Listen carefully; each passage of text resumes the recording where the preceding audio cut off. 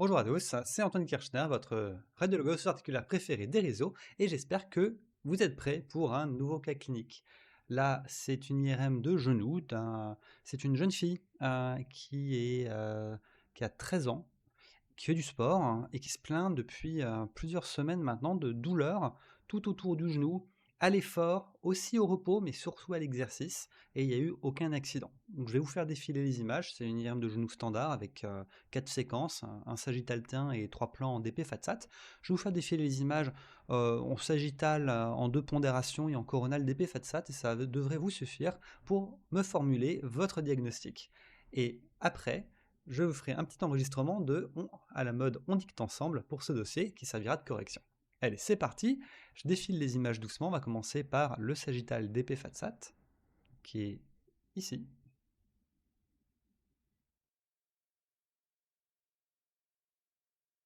Je fais un petit aller-retour, bien sûr vous pouvez mettre en pause les vidéos pour avoir le temps de mieux regarder. On va vous mettre le sagittal T1 maintenant.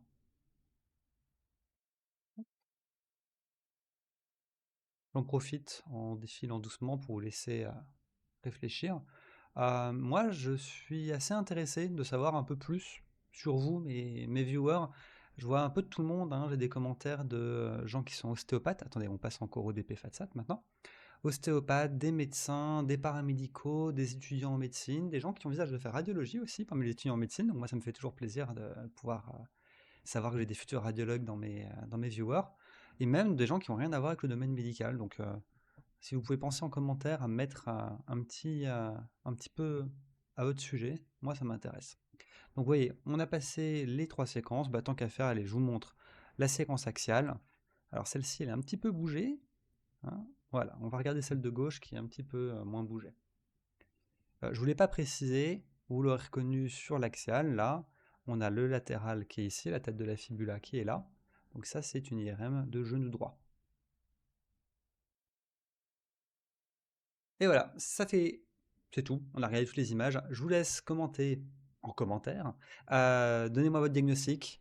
Donnez-moi si vous n'avez pas d'idée sur le diagnostic, si vous avez remarqué une anomalie au moins, dites-moi. Et je vous ferai la correction un petit peu plus tard. Allez, salut! Bonjour à tous, c'est Antoine Kirchner, votre radiologue osteoarticulaire préféré des réseaux. Et aujourd'hui, on va revoir le cas de l'IRM de genou de la jeune fille de 13 ans. Je crois que j'avais dit ça. Euh, je ne vous donne pas les informations exactes, d'accord? C'est une jeune adolescente qui a des douleurs de genou sans traumatisme. Je vous avais laissé analyser les images. On va refaire un petit tour des images et ensuite on va dicter ensemble le dossier.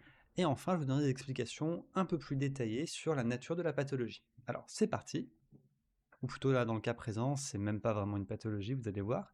Le point clé, là, ça va être de rassurer la jeune fille et de rassurer ses parents, bien sûr. Donc, qu'est-ce qu'on a remarqué?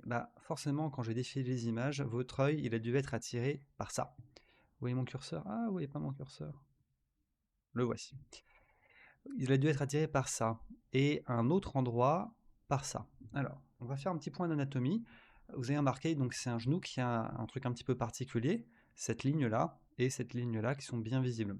Ça, surtout en T1, on les voit très bien, hein, les lignes-là, s'appelle le cartilage de croissance, qu'on appelle plus précisément la ligne de Fize. Pour retenir ça, parce que ça, c'est l'épiphyse, l'extrémité de l'os long, avec la surface articulaire, dans le cadre du fémur et du tibia. La métaphyse, cette zone de transition entre l'épiphyse et plus haut la diaphyse, plus en distalité, on ne la voit pas vraiment sur le tibia, la diaphyse tibiale, la partie tubulaire de l'os. Et donc entre la métaphyse et l'épiphyse, c'est là qu'on trouve les plaques de croissance, les lignes de Fize. Ces lignes de Fize, c'est la zone de construction d'os qui permet l'allongement des os longs, des os tubulaires. Et à l'adolescence, vers 12-13 ans chez les filles, un peu plus tard chez les garçons, ça peut commencer plus tôt même, hein, ça peut être plutôt même aux alentours de 10-11 ans chez les filles, eh bien il va y avoir, on arrive sur la fin de la croissance osseuse des os longs, en tout cas au niveau du fémur.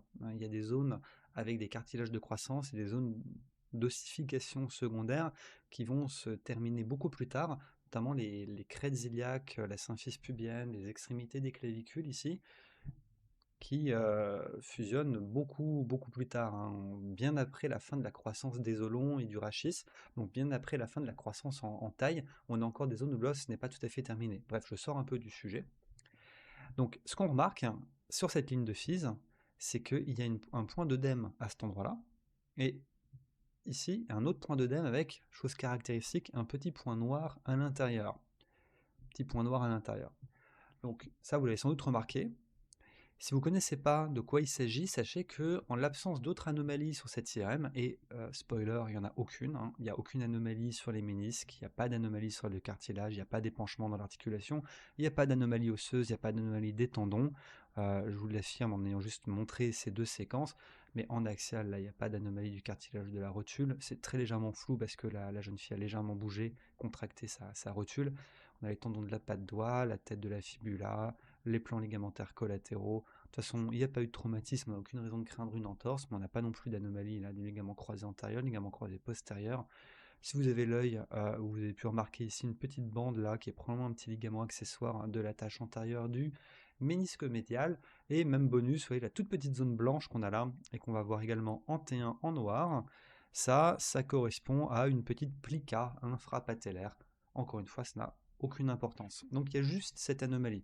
Donc ça c'est essentiel, parce que avant de dire que les douleurs sont liées à cette petite chose que je vais expliquer ensuite, il faut s'assurer qu'il n'y ait rien d'autre. D'accord? Donc allons-y maintenant, je vais vous faire la dictée. Petite pause. À ne pas répéter en vacation. C'est du jus de pomme. En vacation, le jus de pomme s'autorise. On va faire la dictée de ce compte-rendu. Donc, comme d'habitude, je vais introduire le sujet en dictant la totalité du compte-rendu en live. C'est parti pour la dictée. IRM du genou droit, à la ligne, indication de point à la ligne, gonalgie spontanée persistante depuis 15 jours chez une jeune fille de 13 ans, virgule, pas de traumatisme, point à la ligne. Technique de point à la ligne, 3 plans d'épée fatsat, virgule, sagittal T1, point à la ligne.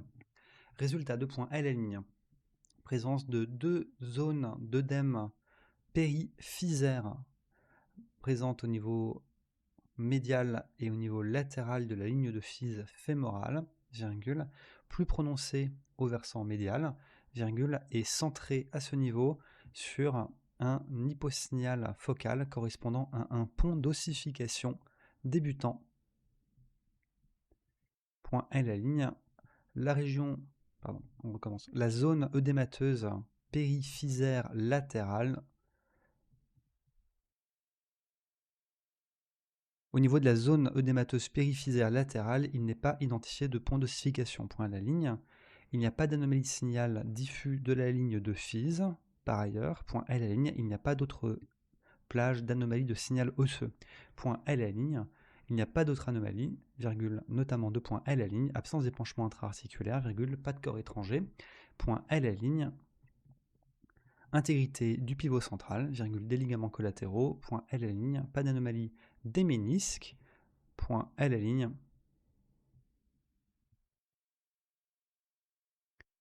Pas d'anomalie des cartilages de recouvrement fémorotibiaux, virgule, fémoropatellaire, point à la ligne, patella de type 3 de Viberg, virgule, sans bascule ni excentration, point à la ligne, pas de dysplasie trochléenne, point à la ligne, à noter de point présence d'une fine plica infrapatellaire non œdémateuse, point à la ligne, pas d'anomalie des structures musculaires et tendineuses, point à la ligne, conclusion de point à la ligne, œdème osseux périphysaire bifocal du fémur, virgule, correspondant à un œdème focal en lien avec des ponts d'ossification débutants du cartilage de croissance, point à la ligne. Cette anomalie est bénigne, virgule, spontanément résolutive et ne nécessite aucun contrôle, point. Voilà, je pense, bon, la formulation, vous pouvez l'adapter. En gros, j'espère que ça a été clair dans ma conclusion là. L'objectif, c'est vraiment de rassurer, hein. Cette anomalie, elle est typique d'un début d'ossification. C'est-à-dire qu'il y a un petit pont osseux qui est en train de se former, et on le devine sur le T1, là où il y a un aspect flou de la ligne de Fize. Là, c'est moins visible sur l'autre plage, un petit peu plus difficile à identifier, correspond à cette zone-là, qui en fait signifie que c'est le début de l'arrêt de croissance de cette plaque de croissance distale du fémur, et ça peut s'accompagner de douleurs. Et d'ailleurs, on suppose que ces douleurs correspondent un peu aux douleurs de croissance qu'on peut des fois attribuer pour des douleurs pas vraiment expliquées, spontanément résolutives, qui peuvent être parfois assez gênantes, hein, assez pénibles. Peut-être que vous en avez eu quand vous étiez adolescent. Ça touche un peu plus souvent les enfants sportifs, donc forcément, on veut s'assurer qu'il n'y ait rien d'autre, hein, pas de syndrome fémoro-patellaire chez une jeune fille, c'est très fréquent, hein, l'instabilité de la rotule, qu'il n'y ait pas eu de blessure, qu'il n'y ait pas eu de fissure méniscale, qui aurait bien plus de conséquences. Là, cet examen, il est très rassurant parce qu'on voit uniquement ça. Attention, d'accord, si vous trouvez des petites zones qui paraissent œdémateuses, vous voyez les petits traits blancs là qu'il y a là au niveau de la métaphyse, c'est rien ça, c'est des zones d'hétérogénéité un peu avec de la moelle rouge, de la moelle hématopoïétique qui est plus présente et qui se traduit par ces lignes un peu plus claires en DP Fatsat, un peu plus sombres en T1. Ça n'a rien à voir. Par contre, si vous avez un œdème qui n'est pas uniquement du côté métaphysaire, mais qui vraiment est de part et d'autre de la ligne de physe, donc vous voyez ici côté métaphyse, ici côté épiphyse, centré sur un point noir en pondération d'épée, éventuellement vous pouvez voir si vous avez de la chance un petit trait blanc, là honnêtement je ne le vois pas en pondération T1, qui montre en fait le pont, le petit pont osseux qui est en train de traverser la ligne de physe et qui indique voilà c'est l'arrêt de la croissance et c'est en train de se fusionner. En diagnostic différentiel beaucoup plus important, beaucoup plus grave que une autre pathologie mécanique, quand on voit des anomalies de la physe, hein, du cartilage de croissance, bon, bah, il y a toutes les pathologies traumatiques, donc les fractures avec séparation de la ligne de physe, donc la classification de Salter et Harris, qui arrive généralement quand même un petit peu plus tôt, et bon, bah, il y a un contexte de traumatisme. Et il y a des anomalies, il y a un hématome périosté, un trait de fracture, là, il n'y en a pas. Et puis surtout, bah, la ligne de Fis, c'est une zone extrêmement vascularisée, c'est là que se situent les points d'ostéomyélite. Quand on a une infection, donc une arthrite plus ou moins ostéite, ou juste une ostéite ostéomyélite de l'enfant. Un enfant qui a des douleurs intenses, une grosse impotence fonctionnelle au niveau du genou, qui est une des zones les plus fréquentes pour les ostéomyélites, avec, si on se retrouve à faire une IRM, sachant qu'il y a d'autres signes, généralement, si c'est la jambe typique, le jeune patient aura beaucoup de fièvre, aura un gros syndrome inflammatoire biologique, on aura un épanchement articulaire. Si on se retrouve à faire l'IRM, on verra un œdème, une inflammation marquée tout le long de la ligne de Fise et des anomalies osseuses, voire un épanchement du genou, bien sûr, une inflammation avec un œdème des parties molles, voire carrément un abcès intraosseux qui pourrait être en train de se former en cas d'extension vraiment à distance de la ligne de Fise. Là, on n'a rien de tout ça, donc l'examen il est hyper rassurant. Donc voilà, ça c'est ça, cette pathologie, c'est simplement ce qu'on appelle un œdème périphysaire. Les anglo-saxons emploient le terme de FOP zone, ça veut dire focal, F-O-P-E, focal périphyséal édéma. C'est très descriptif comme terme. FO comme focal, bah oui, c'est un endroit, c'est autour de la ligne de Fise et c'est de l'œdème. Œdème focal périphysaire. F-O-P-E, FOP zone. C'est fréquent. Et vu que maintenant on fait facilement de les IRM, on peut les voir, un peu comme on pourrait voir des DOMS, des fameuses douleurs musculaires sur des supercontractures qu'on n'aurait jamais vues à une époque où c'était plus difficile d'obtenir ce type d'imagerie ou tout simplement on ne faisait pas d'IRM. Voilà, donc j'espère que vous avez trouvé ça intéressant. N'oubliez pas qu'avant de parler de ça, c'est un diagnostic d'élimination en imagerie. Il faut absolument avoir tout écarté. Donc il faut garder votre systématicité. Bon, vous voyez la petite anomalie, mais quand même, vous faites le tour, regardez les ligaments, les ménisques, le cartilage, et des fois, il y a des choses pertinentes à retrouver. Cette patiente n'a pas de dysplasie. Oh là là, attendez, voilà. Hein, on voit bien que là, la trochlée fémorale est correcte, mais si elle avait été plate, hein, si on avait eu une franche excentation de la rotule, sachant que les jeunes filles sont plus sujettes à avoir une instabilité de la rotule et peuvent avoir des symptômes qui sont associés à simplement un syndrome de friction sans avoir eu de luxation, sans avoir eu de blessure du cartilage, c'est très pertinent d'identifier une patella haute située qu'on aurait pu deviner là sur le sagittal T1, une forme de trochlée anormale ou une variante anatomique de la rotule. Là, tout ce qu'on a identifié, c'est cette petite plica qui n'a aucune importance. Voilà, j'espère que vous avez trouvé ça intéressant. N'oubliez pas de vous abonner, de me suivre sur YouTube pour ces vidéos plus longues et également de me suivre sur Instagram et sur TikTok. Et je vous attends dans les commentaires pour avoir votre retour et si vous avez quoi que ce soit, dans les commentaires. Voilà, ça me fera plaisir de vous voir. À une prochaine!